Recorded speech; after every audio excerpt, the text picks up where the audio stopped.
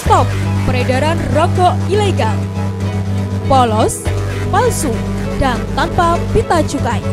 Jika tidak ingin jadi masalah, mari kita bantu dan laporkan.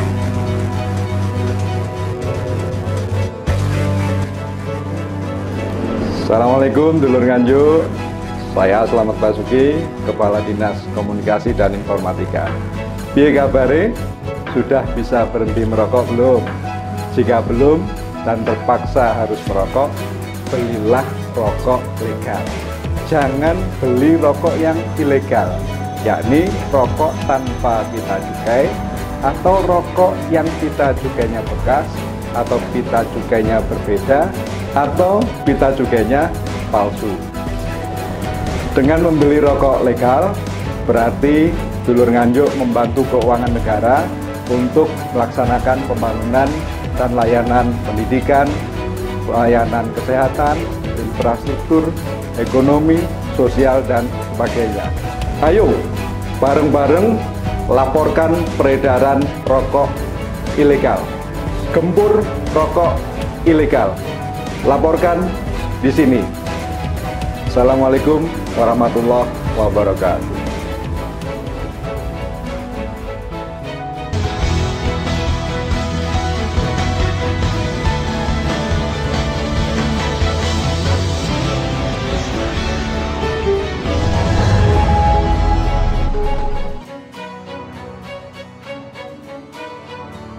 Sebuah monumen seseorang sedang duduk berukuran besar berdiri kokoh.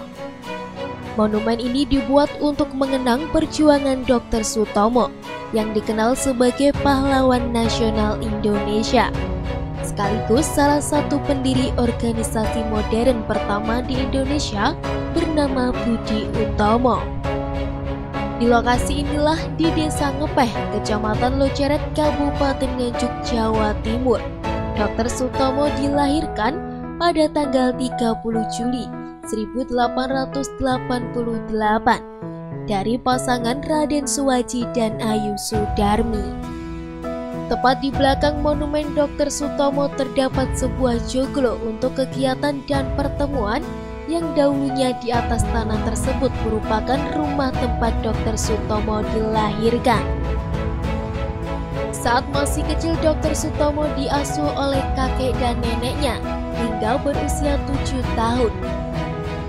Yang kemudian pada usia 8 tahun Dr. Sutomo dimasukkan sekolah Europees Lager School atau ILS pada zaman Hindia Belanda atau setingkat sekolah dasar di Bangil dengan tinggal bersama pamannya Arjudipura. Kemudian setelah berhasil menamatkan sekolahnya tersebut, ia memutuskan untuk melanjutkan sekolah di School Tot Opleiding van Indisch Artsen atau Stovia di Batavia yang diperuntukkan bagi para calon dokter Jawa pada 31 Januari 1903. Banyak hal yang dapat kita pelajari di sini. Yang tak jauh dari joglo tersebut terdapat Museum Peninggalan Dr. Sutomo yang menyimpan berbagai peralatan medis yang digunakan untuk membuka praktik semasa hidupnya. Di dalam sebuah lemari tersimpan peralatan medis yang diantaranya berupa jarum suntik dengan berbagai ukuran yang digunakan saat itu.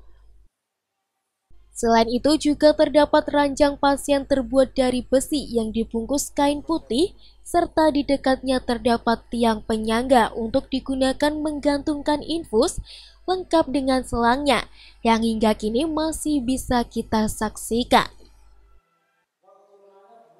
Sedangkan koleksi lainnya di museum ini terdapat peralatan pengobatan listrik yang digunakan pada waktu Dr. Sutomo bekerja di bagian penyakit kulit Rumah Sakit Simpang.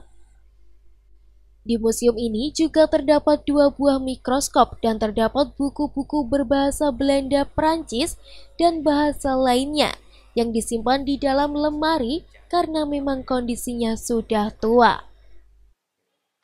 Serta terdapat foto Sutomo bersama istri dan foto saat ia mengobati pasien. Kasih Sejarah Museum dan Kepurbakalaan Dinas Pariwisata, Kepemudaan, Olahraga dan Kebudayaan atau Disparporabud Kabupaten Nganjuk, Amin Fuadi, menjelaskan Monumen Dr. Sutomo yang berada di Desa Ngepeh, Kabupaten Nganjuk, diresmikan pada tanggal 6 Mei 1986 oleh Menteri Penerangan saat itu Harmoko. Sedangkan seiring berjalannya waktu terbentuklah museum di sebelah utara yang tak jauh dari Monumen Dr. Sutomo. Nah, museum ini dulu dibangun atas inisiatif Menteri Penerangan pada saat itu yang berasal dari Nganjuk, yaitu Pak Harmoko, pada era Orde Baru di bawah kepemimpinan Presiden Soeharto dulu. Nah, karena di sini ini merupakan tempat kelahiran Dr. Sutomo, makanya Harmoko pada saat itu sebagai Menteri Penerangan mengusulkan tempat ini untuk dibebaskan, dijadikan sebuah monumen dan museum. Nah, awalnya memang monumen, tetapi karena perjalanan waktu kemudian ada masukan-masukan dan kebetulan peralatan-peralatan Dr. Sutomo itu yang asli, salah satu prakteknya yang di Jawa Tengah itu masih lengkap, itu akhirnya dibawalah ke sini dan dijadikan sebuah museum khusus ini. Ya, kebetulan untuk tanah ini baru selesai pensertifikatan pada tanggal 20 Mei 2021 yang lalu.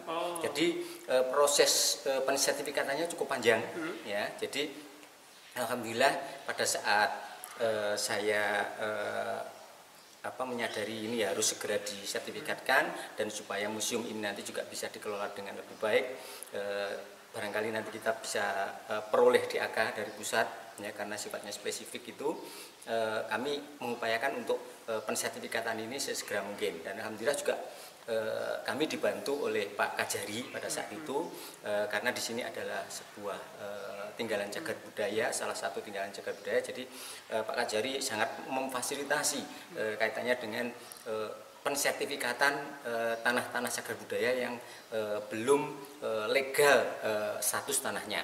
Jadi benar-benar Pak Kajari mendorong oleh Pak Kepala BPN ini untuk segera mempercepat proses pensertifikatan tanah. Dulu itu kendalanya Pak Amir untuk? Jadi dulu sepertinya ini jadi inisiatif dari orang-orang dinas yang lama dulu juga barangkali kurang ini ya, sehingga kelanjutannya terputus. Nah, pada saat ini saya telusuri ternyata ada beberapa aspek yang belum tercukupi.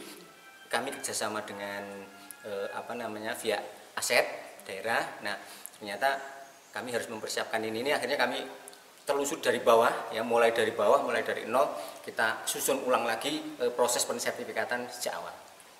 Pak Amir tadi menyebutkan kalau beberapa peralatan ini dari Jateng, ya? Itu dari Semarang atau dari Jogja? Kalau wilayahnya masuk pada saat itu masih masuknya residen Semarang. Ya, residen Semarang pada saat itu, ya. Jadi beliau kan sempat bertugas di daerah baratnya Semarang gitu ya dulu. Tuh, ya. Pak Amin, terkait dengan Budi Utomo sendiri, sebenarnya sosok beliau ini seperti apa? Beliau ini adalah salah satu putra asli Nganjuk yang bapaknya dulu adalah seorang guru, ya, di Jombang, seorang pegawai negeri zaman Belanda.